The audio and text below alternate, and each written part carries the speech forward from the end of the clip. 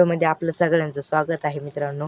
तर मित्रांनो, यंदाचा उन्हाळा म्हणजे असं झालं आहे की यंदा पाणी पुरवठा पुरून राहिला आहे. तर प्रत्येक गावामध्ये उन्हाळ्याच्या टायमी पाणी पुरत होतं, तर यंदा पाण्याची खूपच निपूर आली आहे. जिथं तळ्यामध्ये पाणी पडूस तर पाणी राहायचं, तिथं पाणी संपून गेलं आहे मित्रांनो. तर बघा मागं मुक्क जनावर ढोरांना अजिबात आपल्या पाणी राहिलं नाही. तर कसं होणार आहे ते आपण आता पुढं पाहणार आहे. तर वरती एक कप्पा आहे बघा, तिथे तुम्हाला दाखवलं जाईल की तळ्यामध्ये किती पाणी आहे आणि किती राहिलं आहे ते तुम्ही बघा, आणि खाली मी बोलतो ते व्हिडिओ संपूर्ण बघा.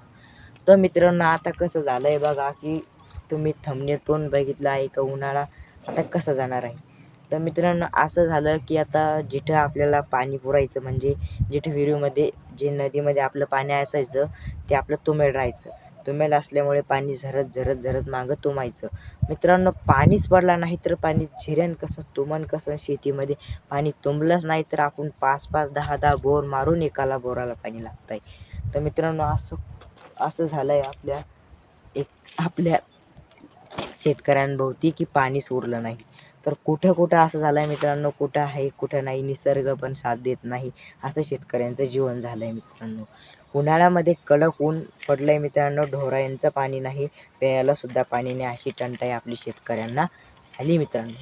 तर मित्रांनो, आजचा व्हिडिओचा मुद्दा असा आहे आपला की मित्रांनो, आज कसं झालं आहे की वरून निसर्ग पाणी पडला आपल्यावरती, पण पाणी पडल्याच्या नंतर पाणी एवढा पडला नाही की जमिनीमध्ये जिरून खाली दगडाच्या खालून निथरून पाणी आलं पाहिजे, तरच पाणी समजलं जाईल. तर तसं आपल्यावरती पाणी एक पण पडलं नाही मित्रांनो.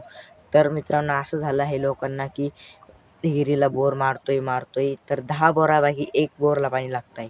तर मित्रांनो, कुठं जमिनीमध्ये पण पाणी राहिलं आहे आणि कुठं नाहीच राहिलं आहे, असं शेतकऱ्यांची व्यथा झाली आहे मित्रांनो. तर काय सांगा तुम्हाला.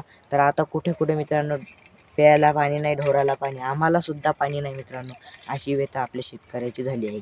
तर मित्रांनो, मग आपण करायला काय पाहिजे की पाण्याची व्यवस्था कशी साठावी, की कशी करावी, की आपले पाणी जपून वापरावे की पाणी, ते आज तुम्हाला सांगणार आहे.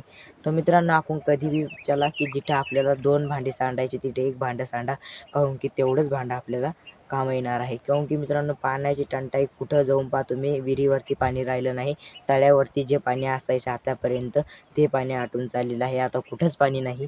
तर मित्रांनो, मोठं पाणी आहे, जे विहिरीला येणारं पाणी आहे ते पण आता कमी होऊन चाललेलं आहे, अशी शेतकऱ्यांची आपली व्यथा पार पडली मित्रांनो. काय सांगा तुम्हाला. तर मित्रांनो, यंदा वर्षी म्हणजे असा उन्हाळा कडक जाणार आहे. तर तुम्ही बघा, तुमचं जर पाणी कमी असेल तर मित्रांनो पाणी जपून वापरा. यंदा ह्यावर्षी पाणी पडलं नाही तर पाणी बोरलासुद्धा लागण्याचा अंदाज राहिला नाही, काहून की जमिनीमध्ये पाणी जिरलं नाही. जे आपल्या नदीमध्ये पाणी असायचं, नदीला पूरच नाही आला तर नदीवरचं जे पाणी असायचं ते मागं जिरत चालायचं आणि ते आपल्या विहिरीला पाणी यायचं. पण यंदा काय झालं, ते पाणी नाही, वरला पण पाणी नाही, तर यंदा विहिरीला पाणी येणार कुठून, तळ्याला पाणी येणार कुठून, असं शेतकऱ्यांची व्यथा झाला. तर मित्रांनो, माझं म्हणणं असं आहे की जिथं पाणी आहे तिथं आपल्या भरपूर पाणी आहे, तरी कमी वापरा आणि दुसऱ्याला थोडीशी मदत करा मित्रांनो. जनावरांना, ढोरांना पाणी द्या, काहून की यंदा पाण्याचं संकट थोडं उन्हाळ्यात अवघड आहे. ऊन तापमान खूप वाढलेलं आहे, त्याच्यामुळे म्हणतो थोडं जपून पाणी वापरा. तर मित्रांनो, मी म्हणतो आहे की थोडं जपून पाणी वापरलं तर आपल्याला पाणी शिल्लक पुरेल. तर मित्रांनो, तुम्हाला असं करायचं आहे की पाणी जपून वापरलं तर पाणी पुरेल. तर मग आता यंदा दुष्काळ पडला तर आता पाणी पण नाही आणि आता जनावरांची खूप हाल चालू आहे. तर मित्रांनो, अशी हाल बघून मला पण व्हिडिओ बनवणं तर वाटत, तर तुमच्यासाठी बनवला. तर चला मग, जय हिंद, जय महाराष्ट्र. भेटूया एका नवीन